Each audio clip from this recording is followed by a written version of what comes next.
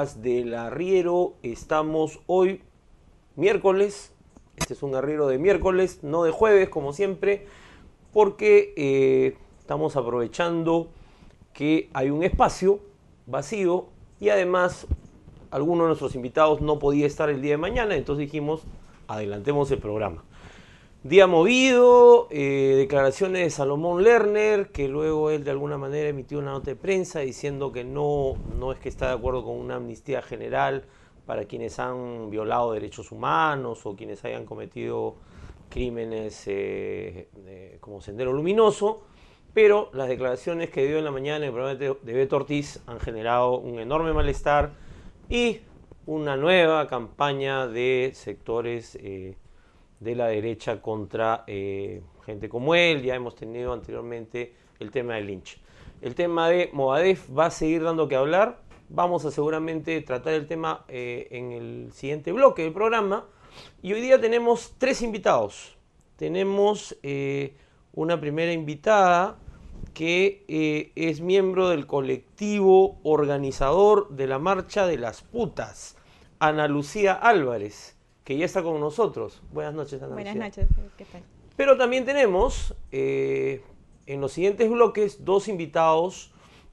Uno de ellos ya nos ha acompañado antes, Víctor Caballero, que fuera jefe de la unidad de conflictos de la Presidencia del Consejo de Ministros, con quien vamos a hablar sobre el tema de conflicto y violencia, tema sobre el cual yo hablé la semana pasada con el destacado sociólogo francés Michel Viviorca, y sobre el cual Víctor Caballero tiene una reflexión, una lectura desde hace varios años, y que a mí me pareció importante entrar al diálogo y al debate con Víctor sobre este tema.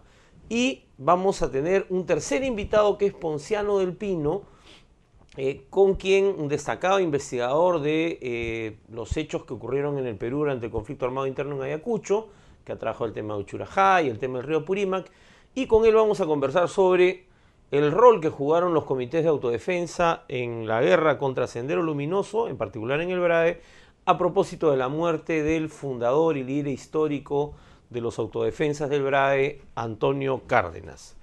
Pero bueno, ya estamos con Ana Lucía, ya la presenté. Buenas noches nuevamente. Buenas noches. Ana Lucía, la marcha de las putas, tenemos una imagen atrás de alguna de las marchas, es un movimiento mundial, no es un movimiento local. Cuéntanos, ¿de qué se trata la iniciativa? Bueno, gracias por la invitación primero. Como dices, es un movimiento mundial que surgió el año pasado en Canadá, en abril, a raíz de las declaraciones del policía Michael Sanguinetti, quien dijo en una charla sobre seguridad ciudadana que las mujeres debían evitar de vestirse como putas para no ser violadas. ¿Y entonces, quién determina cómo se visten las putas en el mundo? Bueno, esto es básicamente una idea machista que considera que hay ciertos estándares, ¿no es cierto?, de mujeres decentes, ¿no? Esta idea de comparar mujeres decentes con mujeres putas de acuerdo a cómo se visten o cómo llevan su vida sexual, sobre todo, ¿no? Entonces, a raíz de esas declaraciones es que se da la primera marcha que se denomina Slut Walk en Toronto, Canadá, y como tú dices, se ha replicado en varias ciudades del mundo, ¿no? Alrededor de 120 ciudades lo han replicado, y en los países hispanohablantes se tradujo como la Marcha de las Putas. ¿Y esta movilización se ha hecho ya acá en el Perú alguna vez? Así es. El año pasado, también en noviembre, el año pasado fue el 12 de noviembre, las mismas organizadoras que estamos haciendo la marcha este año, hicimos una primera marcha con bastante éxito en realidad. Convocamos a casi 350 personas que llegaron con varios carteles, con varias frases, en contra de principalmente esta idea, ¿no? Esta idea machista de que vestirse de una manera provoca a los hombres a violentarnos. O sea que esta marcha, digamos como se ve un poco en las imágenes, de alguna manera es un desafío a esta idea y a vestirse de una manera que, según este jefe de la policía de Canadá, sería la manera en que se visten las putas para incitar a que los hombres vayan sobre ellas, digamos. ¿Esa es un poco la idea? Así es. O sea, es una idea provocadora, digamos. Claro, la idea es decir, si es que vestirme como mejor me siento, si me siento cómoda vistiéndome de esta manera, soy una puta, entonces las putas salimos a marchar, ¿no es cierto? Esa es más o menos la idea de la marcha. Ya, ¿y ¿Cuándo se va a desarrollar esta actividad? ¿Dónde va a ser? ¿Cuál es el recorrido? Para quienes quieran sumarse a esta iniciativa. La convocatoria es a las 10 de la mañana, este sábado 10 de noviembre, en el Campo de Marte, en la recta de la Avenida de la Peruanidad. Esperamos partir a las 11 de la mañana. La concentración es a las 10 para poder hacer algunas pancartas, poder conversar con las personas que asistan. Partimos a las 11 por la Avenida de la Peruanidad, luego iremos por 28 de julio, por toda la Garcilaso. La Avenida de Peruanidad es donde se hace el desfile normalmente, cuando se hace en el Campo de Marte. Así es. Y toda la Garcilaso, y la idea es llegar a la Plaza San Martín para cerrar ahí. Y el año pasado que hicieron esta movilización, ¿todo transcurrió normal o tuvieron algunos incidentes, gente que las molestaba o que cómo fue? Sí, bueno, el año pasado hicimos otro recorrido, llegamos al Parque Kennedy. Ok, ya fue otra ruta. Sí, fue otra ruta, agarramos casi toda la Arequipa. Ya. Y de hecho hay diversas reacciones, ¿no? Hay muchas personas que se indignan un poco de que utilicemos esta palabra, que no entienden muy bien el mensaje, pero una vez que escuchan las arengas, ven los carteles, más o menos se dan cuenta que no se trata de una marcha de mujeres que se prostituyen, ¿no? Porque bueno, que no tendría ningún problema tampoco. Claro, de hecho nos acompañaron miembros del sindicato de mujeres el año pasado, pero de eso no se trata la marcha, ¿no? Ya, pero digamos que hay gente que se molesta, les grita, las insulta. ¿Cómo no es? llegó a ver ese nivel de que insulten, pero sí había gente que se preguntaba, ¿no? Nos preguntaban mucho, que se quedaban mirando los carteles. Pero básicamente se dio de manera tranquila la marcha el año pasado. Y esperemos que sea igual este año. Y entonces, un poco para resumir, la idea es que este es un acto de expresión de la libertad finalmente de las mujeres de comportarse, actuar, vestir o vivir como ellas, como ustedes consideran que deben hacerlo, sin que haya ningún tipo de patrón o de cura o de lo que fuere que diga qué cosa es lo que tienen que hacer las mujeres y cuál debe ser su comportamiento. ¿Esa es un poco la idea? Sí, esa es la idea con la que surgió, pero este año en especial estamos tomando el lema Alto al acoso callejero, que es un tema que se desliga de esta idea, ¿no? Muchas mujeres por salir a la calle con un escote, con una falda, reciben muchas agresiones de parte de muchos hombres que transitan en las calles, ¿no? Ok, o sea, es como un giro, un plus que tiene la marcha este año. Este año, así es. El año pasado fue básicamente por el tema en el que se originó en Canadá, pero ese año le estamos añadiendo eso, ¿no? Visibilizar el problema del acoso sexual callejero. Ese es un primer paso, visibilizar que es un problema, porque muchas personas tienden a normalizar estas prácticas, ¿no? Decir, no, así son los hombres, así es la sociedad. Claro, somos piropeadores. Claro. ¿No? Eso es lo que dicen muchos amigos. Pero, por ejemplo, yo puedo aceptar un halago de alguien que conozco, ¿no? Pero alguien que no me conoce y que simplemente pasa por la calle y me grita algo, para mí es algo ofensivo, ¿no? Claro, es una agresión, digamos. Así es, está invadiendo mi espacio privado. Exacto. Entonces, como primer paso, la idea es visibilizar que es un problema, ¿no? Y sensibilizar tanto a hombres como mujeres de la importancia del respeto mutuo para avanzar hacia una sociedad libre de estereotipos, ¿no? Porque, o sea, muchas veces se ve que los hombres sí si bien las mujeres hemos llegado a abarcar varios espacios que antes no teníamos, en el tema laboral, en muchas otras cosas, todavía hay un espacio que no hemos conquistado y que es el espacio de la calle, que es el espacio público por excelencia. Que sigue siendo un espacio de machos, digamos. Así es. Es muy difícil que una mujer pueda caminar sola por las calles, por algunos lugares, por temor a lo que le puedan hacer. Y esta idea de la vestimenta provocativa es un argumento que valida muchas veces la violencia hacia las mujeres, ¿no? ¿Y en la marcha participan hombres, mujeres, solo mujeres? ¿Cómo es la...? Todos están invitados. De hecho, en todas las marchas del mundo han ido hasta familias enteras con niños y la idea de ellos es decir, yo no quiero que mis hijas más adelante sufran de ese tipo de violencia, ¿no? Entonces, todos están invitados a la marcha. ¿Qué significa Putas, porque es una sigla además. Sí, la marcha se llama la Marcha de las Putas, Sí. pero el colectivo organizador es Colectivo por una Transformación Auténtica de la Sociedad, que son las siglas de putas. Ok, muchas gracias Ana Lucía por venir al programa. Ya lo saben, la Marcha de las Putas a partir de las 10 de la mañana, el 10 a las 10, en la Avenida de la Peruanidad, donde normalmente desfilan militares. Ahora va a haber esta marcha y además están invitados, pueden ir con su familia, con sus amigos, con su enamorado, enamorada, a las 10 de la mañana, y si pueden ir llevando materiales para hacer los afiches, mejor todavía. La ruta parten de la Avenida Peruanidad y para los que llegan tarde se van a ir después por Wilson hasta la Plaza San Martín. Esperemos pues que esta movilización sea un éxito y que contribuya, como bien decía Ana Lucía, a que las mujeres no solamente puedan vivir y actuar libremente, sino además para contribuir a frenar el acoso callejero que es cotidiano y que seguramente en este instante en que estoy hablando, cientos de mujeres están siendo acosadas por ahí por algún gil. Amigos, volvemos en un instante con Víctor Caballero para hablar sobre conflictos y violencia en las protestas sociales en el Perú por el arriero.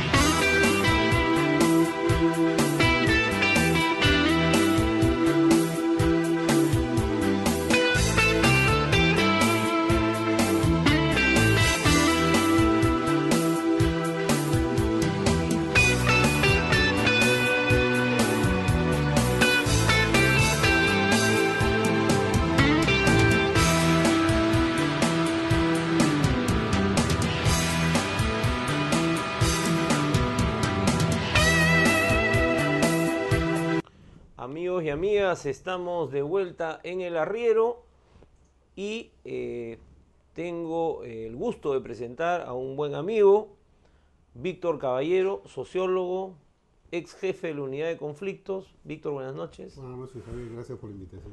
Víctor Caballero no solamente ha sido jefe de la unidad de conflictos, sino que es una persona que hace muchos años está analizando y reflexionando el conflicto. Él publicó un estudio que se llamó El rayo que no cesa, hace 2009. 3 años ya, donde uno de los temas que planteaba, y que también ha escrito en otros trabajos, todavía inéditos me parece, planteabas, Víctor, que la violencia se había convertido en un elemento clave de la protesta social. Y los hechos de la parada han puesto el tema nuevamente sobre el tapete, además en un contexto donde no era pues un gobierno ni de derecha ni proextractivista, sino que es un gobierno de centroizquierda, como el de Susana Villarán, el que ha tenido que enfrentar esta violencia. Hay interpretaciones diversas sobre la naturaleza de esa violencia, pero ¿por qué es que tú consideras o señalabas ya hace varios años que la violencia se había convertido en un elemento clave del conflicto?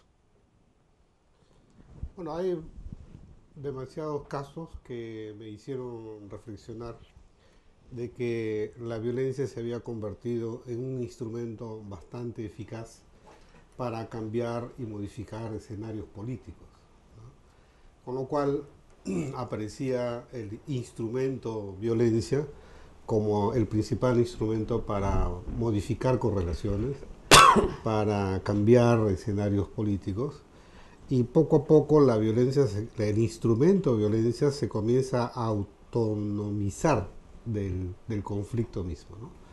Y es obvio que en todos estos procesos de conflictos sociales existe el criterio de algunos líderes, de algunas organizaciones, de usar este instrumento de la violencia para ganar legitimidad y liderazgo. Ahora, en un primer momento, pensando en hechos como Ilave o algunos conflictos locales, uno veía que esto era más un instrumento y además con mucha violencia, sí, en conflictos locales, sobre todo, o cuando no se reconocían resultados electorales. Sin embargo, pareciera que la cosa ya se generalizó a otro tipo de conflictos. Ciertamente por los resultados de estos conflictos, ¿no? O sea, en muchos de los casos, el haber puesto una acción de fuerza con saldos trágicos obligó a que se produjera una modificación importante, ya sea de las decisiones de gobierno nacional como de gobierno local o de algún grupo o sector comprometido en el conflicto. Es decir, la eficiencia de este instrumento es lo que ha terminado ganando fuerza, para la redundancia. Por la eficiencia también es que se ha buscado que sea el instrumento, el determinante en la resolución del conflicto, y además con una cierta legitimidad, porque visto los resultados de cada caso, este resultado se transmite como el modelo a seguir, ¿no? Uh-huh. Y es por eso que para mí resulta bastante lamentable, siento bastante esto, porque soy una persona que ha estado muy vinculada a los movimientos sociales, que los liderazgos terminen exaltando la violencia y poniéndolo como modelo, ¿no? Todas estas frases, esta consigna, el baguazo, el congazo, el arequipazo, con sus saldos trágicos de muerte, en lugar de motivarnos a una reflexión respecto de qué consecuencias trae para el proceso democrático del país, hemos terminado exaltando ese resultado trágico sin medir las consecuencias. Ahora, hay quienes dicen que en realidad, a contracorriente de lo que tú estás planteando, que la violencia es generada en reacción a la acción policial. Y tú más bien lo que estás diciendo es que la violencia se ha convertido en un instrumento para la negociación. Y además justamente tú acabas de decir, tú tienes un viejo vínculo con el movimiento social y entonces uno podría decir, bueno, ¿qué ha pasado con Víctor Caballero? Que ha cambiado su manera de pensar. Pero digamos, ¿tú crees que el tema es que el hecho es esta decisión de vamos a generar violencia para que esto genere algún tipo de cambio concreto en la negociación? ¿Es una cosa consciente de las dirigencias que están liderando estas protestas? Bueno, el hecho de que asuman como válido la agitación del Congazo o el Baguazo o tantos otros casos que han devenido en muertes, hacen ver de que sí, pues para mucha gente este tipo de violencia resulta siendo legítimo. Ahora, haciendo referencia a la primera parte de tu pregunta, yo soy de aquella generación que ayudó mucho a que el movimiento campesino conquistara su derecho a la tierra, ¿no?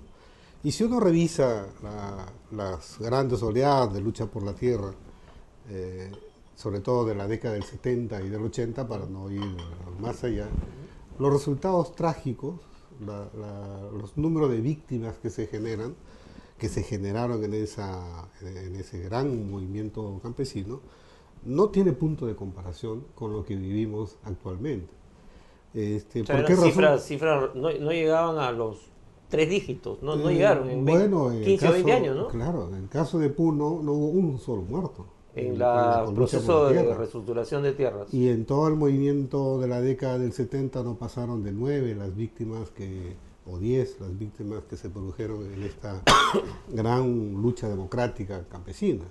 Entonces, o el tema del movimiento campesino puneño enfrentándose a Sendero y quitándole los espacios sin abandonar o claudicar su demanda de tierra, para mí son modelos a seguir que se explican primero por la conducción política. O sea, una conducción política que encamina a la solución de un conflicto y al cumplimiento de su reivindicación es muy distinta de un liderazgo político que con los fines de afirmar su conducción local particular usan el instrumento de la violencia por fuera del cumplimiento de la demanda histórica de la población que ellos supuestamente representan o dirigen. Ahora, pero digamos que esta dirigencia a la que tú hablas, ¿cuál es la lógica? Porque tampoco es que tienen gran éxito electoral. Estoy pensando en algunas protestas que han habido, son liderazgos bastante efímeros, ¿no? O sea, ¿qué es lo que ganan finalmente en esta lógica que tú planteas? Bueno, primero construyeron un movimiento democrático, ¿no? Claro. Y el hecho de construir un bloque de fuerzas que el conjunto de la sociedad consideraba como legítima, como las demandas por la jornada de las 8 horas, de los derechos laborales, o los movimientos feministas que terminan conquistando derechos políticos y ciudadanos a la mujer.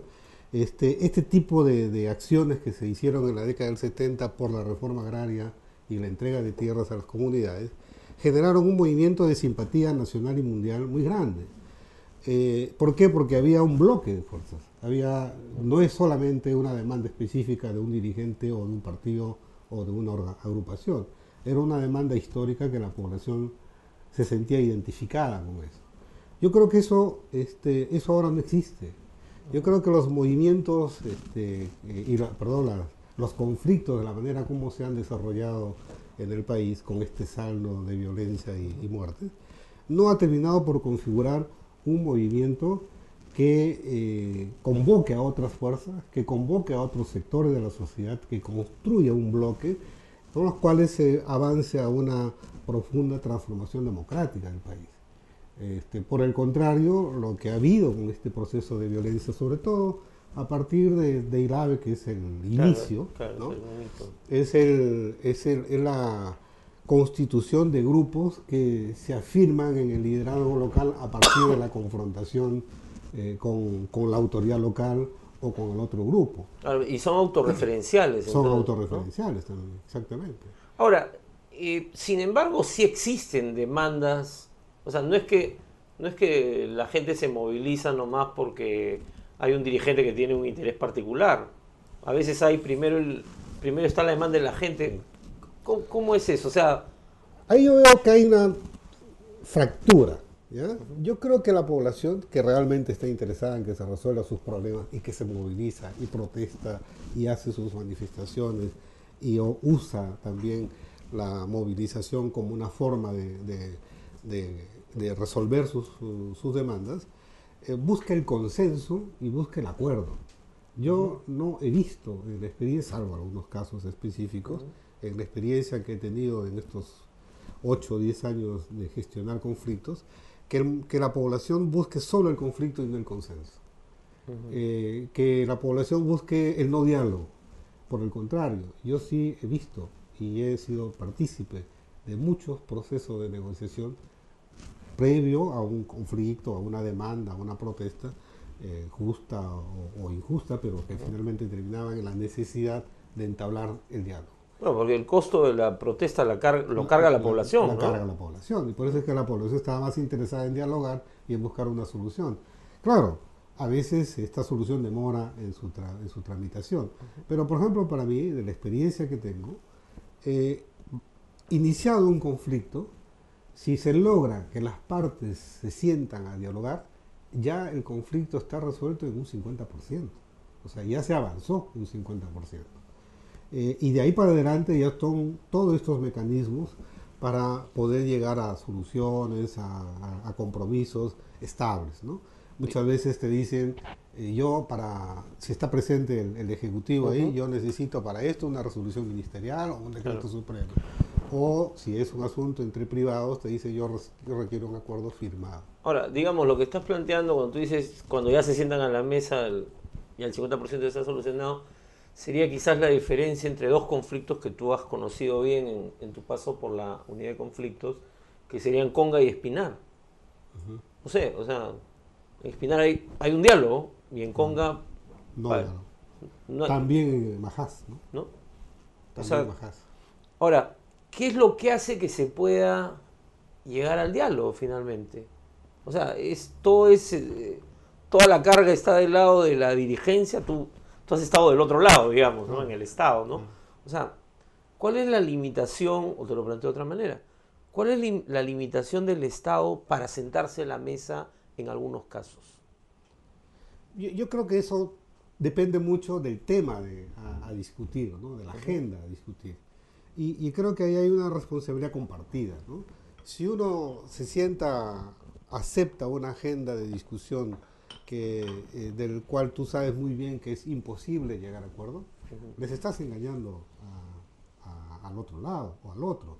O a su vez, si tú le planteas al Estado o a la otra parte en conflicto una agenda que no es posible dialogar porque las condiciones no están dadas, porque la correlación de fuerzas no es favorable, porque el marco institucional requiere ser modificado, si es que no eres consciente de eso, estás llevando a una situación de impasse permanente. Un caso muy concreto. Cuando estuvimos negociando el conflicto Achuar del Río Corrientes con la empresa Pluspetrol, ciertamente el punto era la contaminación ambiental, que era reconocido como un daño ecológico muy fuerte y que requería una solución. Ese era el punto central y nosotros que estábamos por el Ejecutivo reconocíamos que ese era el tema central y que era justa y legítima la movilización y la protesta. Pero de pronto aparece como que la agenda en el diálogo entre el gobierno regional, el ministro de Energía y Minas, la organización indígena Achuar, la discusión de que se declare un territorio unificado Achuar peruano-ecuatoriano. Era obvio que poner eso en el punto de agenda ante este tipo de representación era para que no hubiera diálogo. Entonces, la conversación luego, tanto con los dirigentes como con los asesores, era decir, oye, veamos qué cosa es lo que podemos sacar de este proceso de diálogo que nos favorezca a todos. Porque si tú me estás planteando un punto imposible de dialogar, si yo acepto ese punto, te estoy engañando. Ahora, ¿y ese maximalismo no necesariamente tiene que ver con cuánta violencia haya ocurrido? Además, ¿no? O sea, claro. No hay una conexión directa. No hay una conexión directa. Lo que hay es la búsqueda de llegar a acuerdos. Entonces, el punto central es que cuando tú llegas a acuerdos para ver cuál es el tema a discutir, ahí es donde se echa a andar ya los objetivos políticos de cada uno. Es decir, busca que los compromisos de ambos lados lleguen a puntos de acuerdo. Y eso es lo que se ha logrado en muchos de los conflictos. Y ahí donde yo he machacado bastante en un hecho que me parece que es fundamental. Si uno mira la naturaleza de los conflictos y el desarrollo de ellos, nos vamos a encontrar con que la gran parte de ellos terminan en proceso de negociación y diálogo, y que solamente uno o dos casos son los que no se llegan a acuerdos. Uno, porque ya se dieron cuenta que dialogar es una derrota política. Entonces, cuando una fuerza que está en el conflicto considera que si yo me siento a dialogar, estoy ya está resuelto, está capitulando. Está capitulando. Entonces, eso hace muy difícil el proceso de negociación y de resolución, y que termina finalmente poniendo como elemento permanente del conflicto esta decisión de no dialogar. Y para decirlo en términos más concretos, ¿no? Los facilitadores para el proceso de diálogo en Conga se encontraron con que el principal problema era que no querían dialogar. Es decir, había una traba, una barrera que estaba bien construida para precisamente evitar que los facilitadores cumplan su labor. Ahora, pero el hecho es que el tema queda en una suerte de empantanamiento, ¿no? Es conflicto latente. Incluso estos últimos días ya ni siquiera aparece Gregorio Santos, que nos sigue siempre por la mula, está muy activo en el Twitter, pero tampoco están apareciendo noticias, ya incluso algunos medios han dejado de atacarlo, ¿no? Y claro, hay grupos que están en las lagunas, haciendo una suerte de vigilia, pero a la vez también en Cajamarca. Es como una situación de calma chicha, digamos, ¿no? Pero que podría volver a escalar en cualquier momento. ¿O no? ¿O tú crees que eso ya se cerró como conflicto?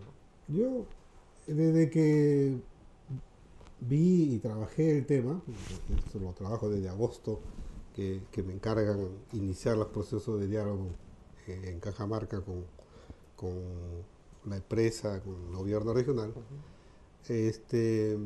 Yo lo que vi ahí era que el conflicto con la empresa minera Yanacocha se había convertido en un conflicto político, que lo que estaba de por medio era la construcción de un bloque de oposición o de una oposición, ya no a la empresa Yanacocha, sino al gobierno. Y curiosamente, en noviembre, era muy nítido, el enemigo principal que agitó el gobierno regional de Cajamarca con Gregorio Santos, el enemigo principal ya no era Yanacocha, sino Ollantumal, el presidente. Y la contradicción principal ya no era contra la empresa, sino contra el gobierno. Es decir, ahí había un objetivo político muy claro: construir la oposición al gobierno a partir de este conflicto. Por lo tanto, si este era el objetivo central de construir esa oposición, la resolución del conflicto de Cajamarca pasó a un segundo plano. Víctor, la parada. ¿Cuál es tu lectura de lo que ha... O sea, ¿tú ves el tema de la parada en la misma lógica que hemos estado conversando? ¿O crees que también ha habido algo de esta suerte de azonada, lumpenesca, de la que habla mucha gente ahora, ¿no? ¿Cómo es tú? Y ya desde tu experiencia en la gestión de conflictos, ¿qué es lo que sigue después de la azonada? Porque el problema no se ha terminado de resolver, ¿no? Claro. ¿Cuál es tu evaluación? Mira, mi evaluación es, como dije al comienzo, el instrumento de la violencia ha sido usado para cambiar una correlación de fuerza y para generar una crisis política que en este caso afecta a Susana Villarán y al gobierno municipal. O sea, la lógica ha sido similar a la que tú planteas para Cajamarca. Claro. Pero eso no lo está leyendo así el gobierno de Lima, ¿no? Me parece. Bueno, no he escuchado declaraciones al respecto, tampoco he leído al respecto sobre eso. Más bien han usado el fácil argumento de la infiltración, ¿no? ¿Hasta qué punto la teoría de la infiltración en los conflictos y en la violencia en los conflictos resulta siendo sostenible? Y yo creo que no, porque ahora quedó claro de que ha habido un cupo, ¿no es cierto? Que ha habido un pago a estas bandas de lumpenescas, pero el movimiento, el conflicto social y los líderes que han estado tras este conflicto, era evidente que querían, que usaron este instrumento de la violencia para derrotar políticamente al gobierno municipal y para hacerlo retroceder en toda la línea, ¿no es cierto? Y ese giro de la violencia que después asusta y que terminó generando esta situación de desasosiego y de intranquilidad en la población, en realidad tiene que ser entendido con esta tesis de que el instrumento de la violencia usado por líderes irresponsables termina destruyendo la propia demanda social y volviendo ilegítima su demanda, ¿no? Ahora, ¿qué continúa a todo esto? Yo creo, estando ya en esta situación, es ciertamente que las puertas del diálogo tienen que estar abiertas, pero la derrota política a estos grupos y a estos promotores de este enfrentamiento, o la derrota política a estas fuerzas extremas, ¿no? de derecha, que están queriendo usar este instrumento de la violencia para generar la derrota política del gobierno de Susana Villarán, tiene que ser derrotada también políticamente. Es decir, corresponde que se construya un bloque de fuerzas sólido que derrote políticamente a estos grupos que están tras la promoción de la zonada, ¿no? Pero que además se va a expresar finalmente, por obra y gracia del Jurado Nacional de Elecciones, sí, en la revocatoria. Un poco algo parecido a lo de Cajamarca, que finalmente yo creo que el desenlace son las elecciones regionales, ¿no? O sea, me parece interesante el símil que haces, ¿no? Ahora, y en este juego que tú planteas, por ejemplo, los estibadores de la parada y los comerciantes minoristas son los grandes perdedores. Bueno, pero ahí, ¿no?, tiene que buscarse el diálogo con ellos, ¿no? Y las salidas específicas a cada uno. O sea, pero entonces, de claro, ellos, ¿no?, además del enfrentamiento político con este sector de derecha, sí, en paralelo, el gobierno municipal tiene que desarrollar múltiples negociaciones, porque la parada es un universo de... Mira, de la experiencia que yo tengo, una vez que se sientan a dialogar, las posibilidades de llegar a acuerdos son muchas, y a veces las salidas son bien insospechadas, ¿no? Me he encontrado con conflictos donde finalmente la negociación termina en un acuerdo firmado sin la presencia del Estado, sin la presencia del gobierno. Claro. Cuando se reclamaba la presencia del gobierno, se reclamaba para avalar la negociación. O demandas donde terminan finalmente aprobando acuerdos que no estaban presentes en el momento de la negociación, ¿no? Pero que son aquellos que dan salida precisamente a los impases. Víctor, una última pregunta. Movadef, ¿es un actor real, concreto, en toda esta dinámica? Esa es la primera pregunta. Y la última es, y si es así, ¿cómo se le tiene que enfrentar? ¿Persiguiéndolos? ¿Metiéndolos a la cárcel? ¿Cuál es tu lectura de esto? Bueno, Movadef está muy activo, ¿no? Eso ya lo hemos visto por todos los medios, está en todos lados, está en la huelga magisterial, busca construirse una base social para generar una o sea, no es un fantasma, no es un fantasma, una realidad. Es un hecho real, existe, vive, se manifiesta, tiene líderes de carne y hueso, y están continuando la estrategia de Sendero y el pensamiento Gonzalo, tal como ellos lo manifiestan por calles y plazas, ¿no? Pero ahí hay el debate político que se tiene que realizar. Es un debate político que busque, que debe ser para buscar en los sectores populares la adhesión a otro tipo de soluciones a las demandas reales por las cuales Sendero se asienta. Es decir, por ejemplo, en el tema magisterial, ciertamente la derrota política a CONARE es encontrando un acuerdo con los maestros en torno a esta reforma o esta ley magisterial. a esta nueva propuesta de ley magisterial. Y los partidos tienen que estar comprometidos con ello, ¿no? O sea, si no hay ese tipo de acuerdos, o sea, esos compromisos, va a ser muy difícil entonces detener esta ofensiva de Moadef y esta construcción de bases que tiene en los lugares más pobres del país. La otra cosa es que el país requiere reformas políticas y la población requiere reformas políticas, que lo plantea de diversas maneras. Y allí las fuerzas que están en el Congreso deberían ser muy receptivos a que las principales demandas se conviertan en nuevas políticas, ¿no? A nivel del Ejecutivo igualmente, yo creo que hay que ser muy perceptivo de la población y hay la necesidad de introducir cambios que no necesariamente pasan por leyes, sino por la modificación de algunas normas, de algunos procedimientos que le den a la población más presencia, más participación en procesos como, por ejemplo, la aprobación de los estudios de impacto ambiental o en el caso del monitoreo ambiental, etcétera. Hay formas de ir ganando a la población y hacerle ver que el diálogo y el consenso es la mejor vía para resolver. Eso es lo que cierra el espacio a estos grupos. O sea, la respuesta no es ponerse a gritar cuando aparece, que es un poco el... claro. Ponerse... En el caso nuestro, de la experiencia que tuvimos en Puno con la reestructuración democrática, el primer enfrentamiento con Sendero es que ellos creían que la toma de tierra era un desagüe de la lucha popular y por lo tanto la combatían. Claro. Y mataron a varios dirigentes, claro, ¿no? Cuando la dirigencia se dio cuenta que eso era un enemigo, cerraron los espacios a Sendero y impulsaron el proceso de reestructuración, que lo acabaron en 2 años. Culminado ese proceso de reestructuración, ya el campesino dueño de la tierra no permitió el desarrollo de este grupo.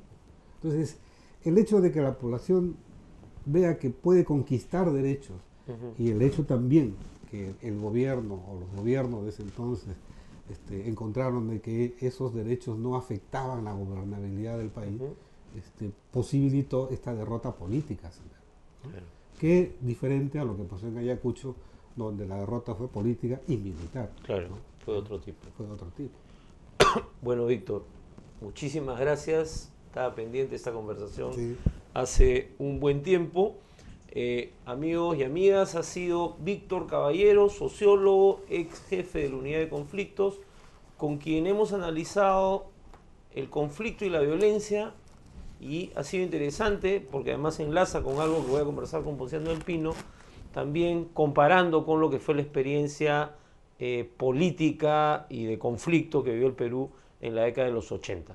Volvemos en un instante con Ponciano del Pino para conversar sobre justamente otra dimensión del tema, los comités de autodefensa del Valle del Río Apurímac y N. Volvemos.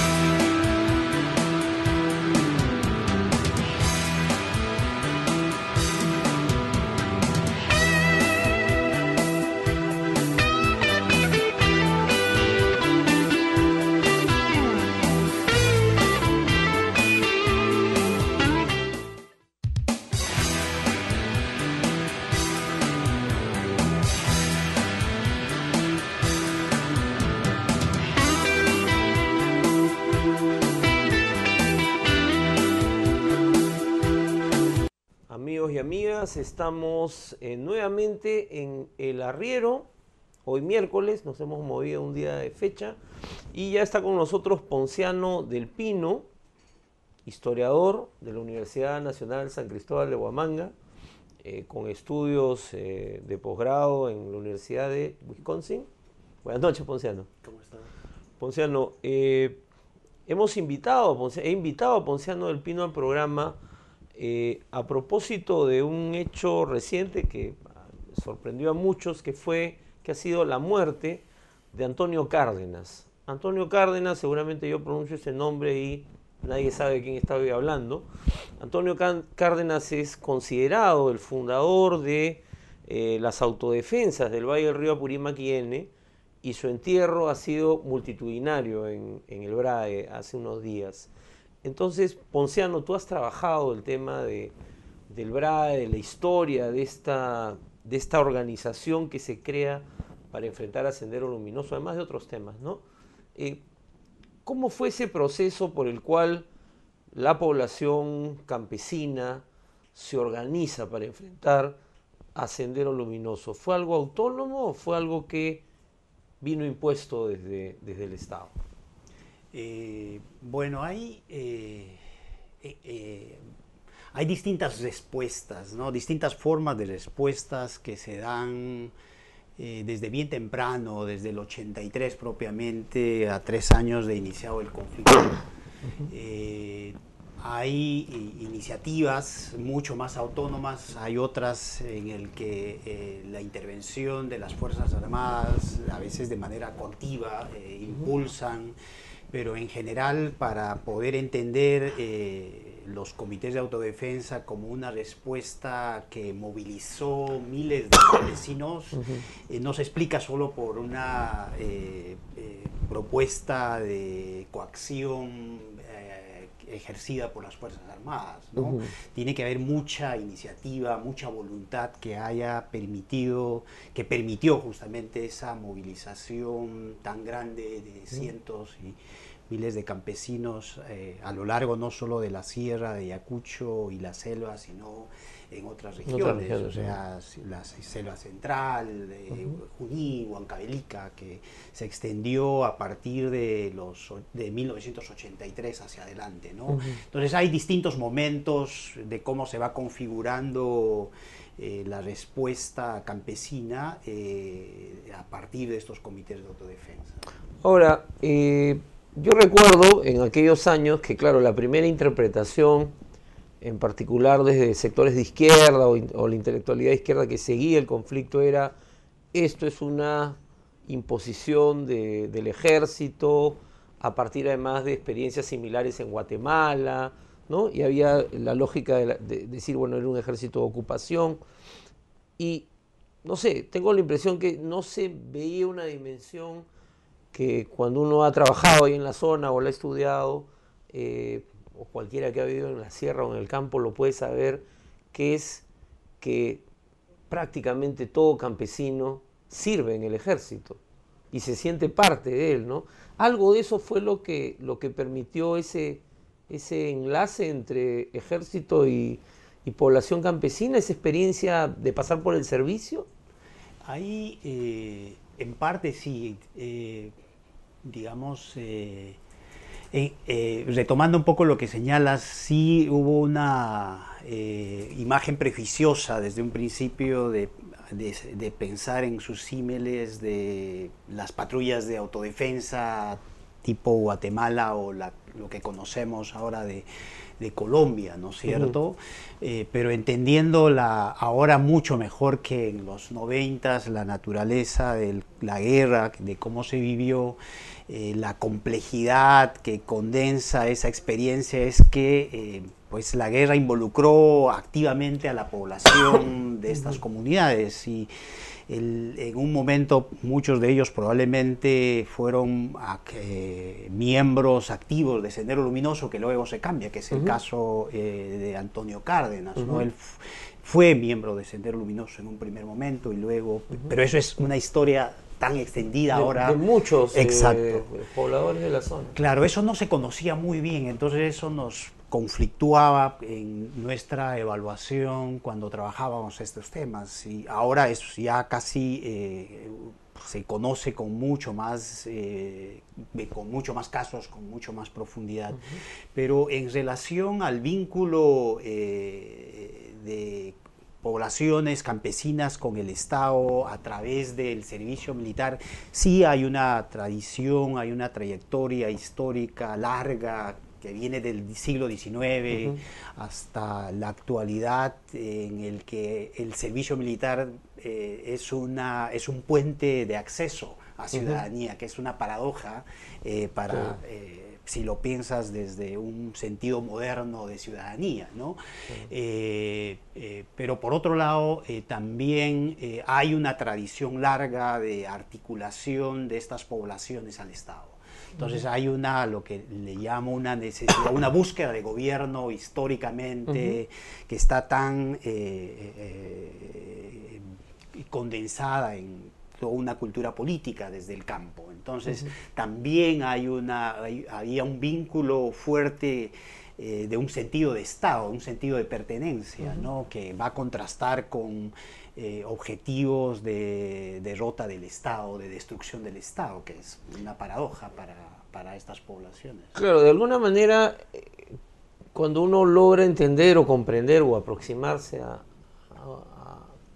a lo que fueron los autodefensas, se quiebra esa imagen de población entre dos fuegos, además, ¿no? Sino más bien estuvieron del lado de los dos fuegos, ¿no? Y un poco ahí pensaba ya no solo en Antonio Cárdenas, acaba de publicarse el libro de Lurgio Gavilán, ¿no? Claro. Que tú conoces, que justamente es un personaje que también pasa por estos procesos, ¿no? Ahora, ¿qué es lo que tuvieron determinados actores como Cárdenas, por ejemplo, que los lleva a liderar este tipo de experiencia? Porque deben haber algunas características ya particulares en el personaje, ¿no? Sí, hay lamentablemente los sentidos de la historia, es decir, lo poco que se sabe de la historia, no solo de personajes como él, sino de la experiencia de la guerra en estas regiones, es un gran déficit. En muchos sentidos, volviendo a tu pregunta, tiene que ver con el hastío de la violencia. Es decir, Cárdenas hasta el 84 comienza a tener un protagonismo ya en los comités de autodefensa. Hay una contraofensiva frente a Sendero Luminoso, relativamente exitosa. Sin embargo, como el punto de inflexión en todo este proceso es a partir del 88, donde ya las rondas campesinas o los comités de autodefensa logran una expansión ya no solo en el valle del río Purímac, sino también comienzan a irradiar y proyectarse hacia las comunidades de la sierra. Y esta opción por el Estado tiene que ver con el tema de, bueno, la destrucción que planteaba Sendero no les planteaba un horizonte muy claro en términos de qué cosa iba a reemplazar a lo poco de Estado que tenían. ¿Es eso? Tampoco, digamos, no es una defensa explícita también del Estado, porque desde el 84 y el 86 también hay una tensión y hay una respuesta en cierta medida a la acción de las Fuerzas Armadas. No es que van de la mano explícitamente, ¿no? No es una relación como la presenta la memoria salvadora del fujimorismo. No, esa relación es una construcción progresiva, ¿no? En tanto las Fuerzas Armadas van reconociendo que la lucha de estas poblaciones realmente es contra Sendero Luminoso, pero eso tomó casi una década, ¿no? Entonces, en un primer momento no es que sea una defensa explícita del Estado, porque es un Estado que no los reconoce y no los incorpora. Por el contrario, hay una... desde las Fuerzas Armadas no hubo un compromiso abierto, al menos en ciertas coyunturas, en la lucha contra Sendero Luminoso. Eso es bien claro en el valle del río Purímac. Y eso va a permitir justamente que se establezca esta alianza con el narcotráfico, porque es el sostén en situaciones de crisis, de precariedad, no solo por la cantidad de muertos, sino por una economía ya en debacle, ¿no es cierto? Entonces eso hace que la alternativa haya sido de esta alianza con el narcotráfico, y que luego va a tener pues sus consecuencias más allá, en los 90, en el que hay una confrontación abierta en algunos casos con las fuerzas policiales que no permiten que intervengan esa economía, ¿no? Entonces no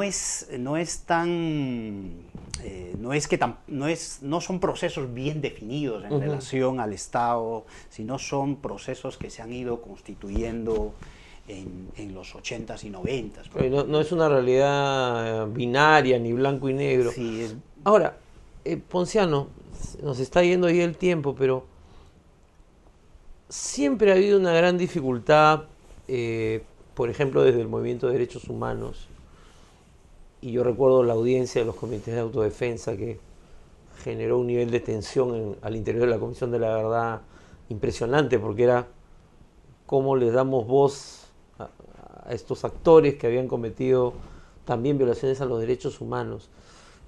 Los autodefensas terminan ahora, digamos, con un reclamo de nosotros dimos la batalla, derrotamos a Sendero, somos héroes, pero no se nos reconoce ese rol.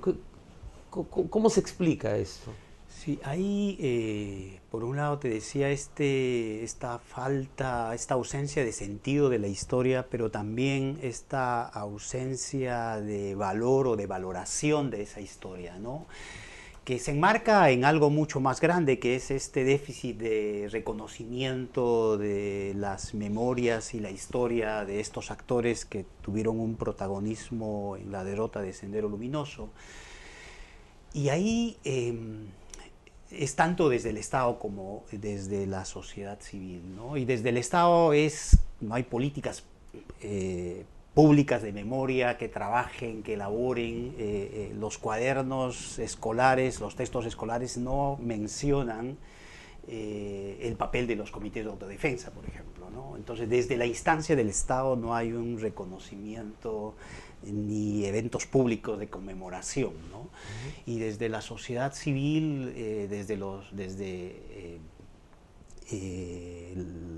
las organizaciones de derechos humanos propiamente, hay esta tensión irresuelta, ¿no? Que tiene que ver mucho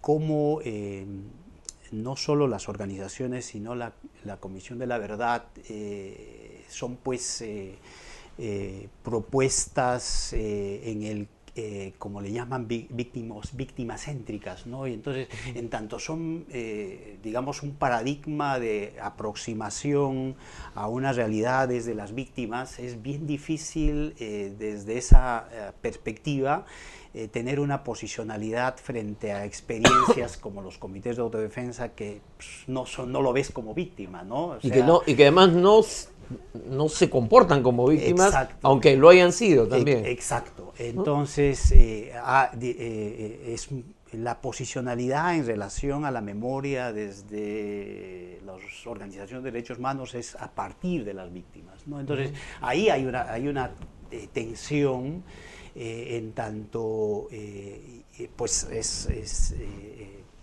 hay una tensión y que tiene que ver también con lo que señalaste, porque son organizaciones que cometieron también crímenes, ¿no? Claro. Hay ya mucho más en términos de reflexión, por un lado es este tema de la posicionalidad, del lugar de las víctimas, y eso en muchos sentidos nos permite producir nuevas subjetividades, y eso hace que pongamos límites, o se ponen límites de lo que se articula del pasado. Y en eso poder lograr el nivel de reconocimiento de estas organizaciones es siempre conflictuado. Es una lectura con una carga ética muy muy fuerte, ¿no? Exacto. Y eso hace que ni desde el Estado ni desde la sociedad civil se hayan desarrollado políticas de reconocimiento del lugar de estos actores en la historia. Y ese es el gran déficit que tenemos, ¿no? Y en muchos sentidos lo que pasó, la muerte de Antonio Cárdenas dice mucho de lo poco que se conoce desde ese lado también, ¿no? Desde estos sectores. Y que es un acontecimiento en el BRAE, con este sepelio multitudinario, pero que acá no ha meritado más que unas cuantas líneas en algunos medios. Sí, pues. ¿No? Ponciano, muchísimas gracias, se nos ha ido el tiempo. Esta entrevista es un homenaje a Antonio Cárdenas, analizando la trayectoria de un personaje que fue parte de Sendero Luminoso, fue miembro luego del Comité de Autodefensa, los organizó, tuvo un rol de liderazgo y que es un personaje de la historia del Perú. Y que creo yo que en algún momento tendrá que encontrar su lugar en esa historia, aunque a alguna gente no le guste. Amigos, muy buenas noches y nos vemos la próxima semana en El Arriero con una entrevista al gran pensador francés Svetan Todorov.